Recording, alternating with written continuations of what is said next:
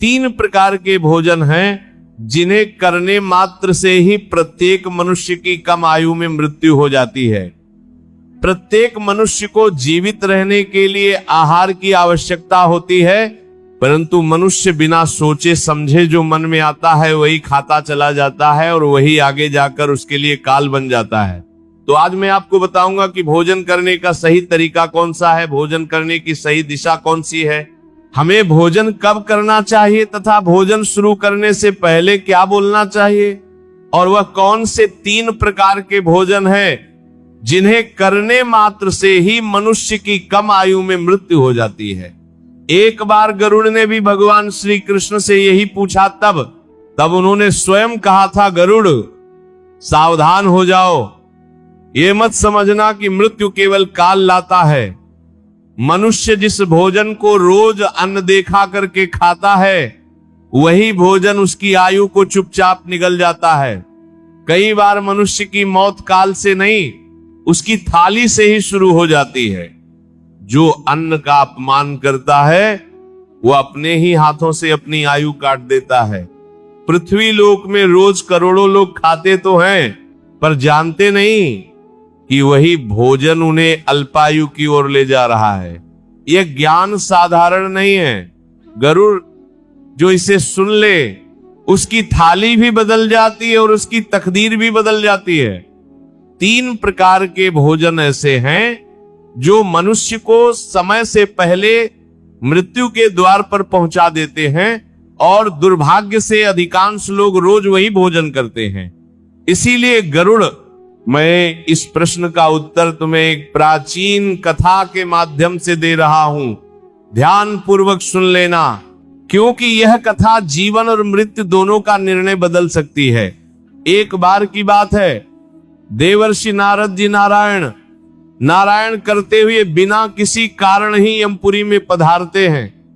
यमपुरी में पधारने के बाद वह देखते हैं कि यमराज कुछ लोगों को स्वर्गलोक तथा नरक लोक भेजने में व्यस्त।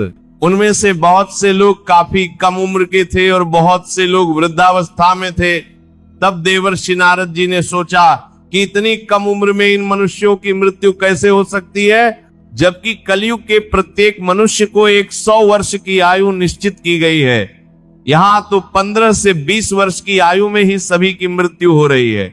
देवर्षि नारद जी के मन में ये प्रश्न उठता है और वह सीधे जाकर यमराज जी के पास प्रकट होते हैं। तभी यमराज जी की दृष्टि देवर्षि नारद पर पड़ती है। यमराज देवर्षि नारद जी का आदर सत्कार करते हैं और कहते हैं, हे नारायण भक्त नारद जी, आज आप किस प्रयोजन से यमपुरी में पधारे हैं? देवर्षि नारद जी कहते हैं, हे यमराज जी, मैं यहां तो बिना किसी कारण के आया था, परंतु यहां आने के बाद मेरे मन में एक प्रश्न तांडव कर रहा है। हे मृत्यु के देव, आपको तो भविष्यवाणी का ज्ञान है, जिससे आपको पता होता है कि किस मनुष्य की मृत्यु कब होने वाली है और उसकी मृत्यु का कारण क्या है। मेरा प्रश्न यही है कि वह कौन से तीन प्रकार के भोजन हैं जिन्हें करने मात्र से ही प्रत्येक मनुष्य की कम आयु में मृत्यु हो जाती है। मनुष्य को किस प्रकार का भोजन करना चाहिए, किस प्रकार का भोजन आयु बढ़ाने वाला है, किस प्रकार का भोजन आयु घटाने वाला है, और भोजन किस दिशा में मुख करके करना चाहिए, तथा भोजन करने से पूर्व कौन सा मंत्र बोलना चाहिए। कृपा करके आप मुझे इन सभी प्रश्नों के उत्तर देने का कष्ट करें। तब यमराज जी कहते हैं, हे देवर्षि नारद जी, आपने आज समस्त मनुष्य जाति को एक अत्यंत महत्वपूर्ण ज्ञान देने के लिए यह प्रश्न किया है। ये प्रश्न उतना ही आवश्यक है जितना जल में रहने वाली मछली के लिए जल।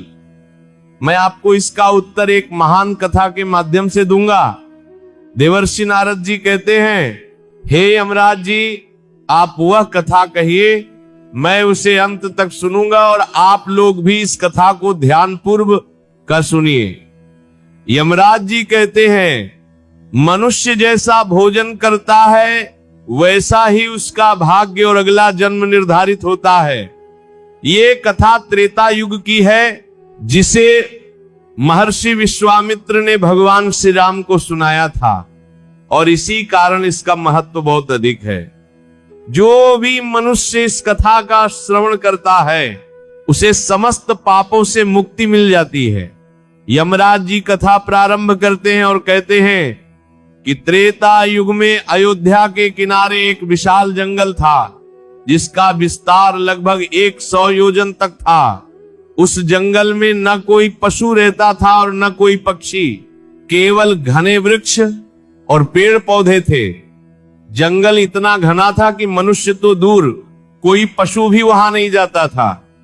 परंतु उस जंगल के मध्य भाग में लगभग 4 कोस लंबी एक झील थी जिसमें हंस, बत्तख और अन्य पक्षी रहते थे। एक बार महर्षि विश्वामित्र उस झील के पास से गुजर रहे थे, तभी उन्होंने एक विचित्र दृश्य देखा। झील के समीप एक अत्यंत सुंदर किंतु प्राचीन आश्रम था जहां न कोई साधु था और न कोई शिष्य। विश्वामित्र मुनि वहां रात्रि विश्राम करते हैं। प्रातः जब वे झील की ओर जाते हैं तो मार्ग में एक हष्ट पुष्ट तरुण पुरुष का शव देखते हैं। वे सोचने लगते हैं कि इस निर्जन जंगल में ये शव कैसे आया। तभी आकाश से एक दिव्य विमान उतरता है और उसमें से एक दिव्य पुरुष निकलकर झील में स्नान करता है और बाहर आकर उस मृत शरीर का मांस खाने लगता है। भोजन के बाद वह पुनः विमान में बैठकर स्वर्गलोक जाने लगता है। ये देखकर विश्वामित्र मुनि उसे रोकते हैं और पूछते हैं कि तुम देवताओं के समान होकर ऐसा घृणित भोजन क्यों करते हो। तब वह दिव्य पुरुष प्रणाम करके कहता है कि हे विप्र, मैं भी कभी राजा था। विदर्भ देश में मेरे पिता वासुदेव राज्य करते थे।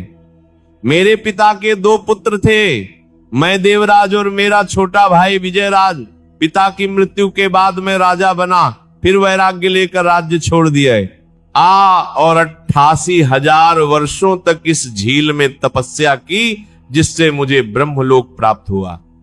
किंतु दान न करने, अतिथि को भोजन न कराने, बिना स्नान भोजन करने और ईश्वर को धन्यवाद न देने के कारण मुझे ब्रह्मलोक में भी भूख लगती रही।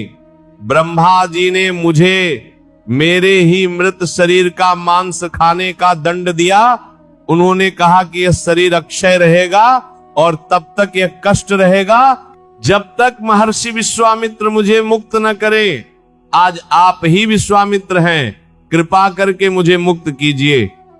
विश्वामित्र मुनि दया करके उसके शरीर को स्पर्श करते हैं और वह पाप से मुक्त होकर ब्रह्मलोक चला जाता है। तब यमराज जी कहते हैं, हे देवर्षि नारद जी, इस प्रकार अनुचित भोजन और दान न करने से राजा देवराज को ऐसा कष्ट भोगना पड़ा। अब मैं भोजन के नियम बताता हूं। भोजन से पूर्व भगवान को धन्यवाद दें और थोड़ा अन्न भूमि पर रखें। अतिथि आए तो पहले उसे भोजन कराएं।